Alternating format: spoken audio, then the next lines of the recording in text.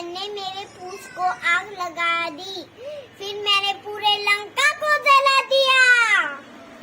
Jai Shri Ram.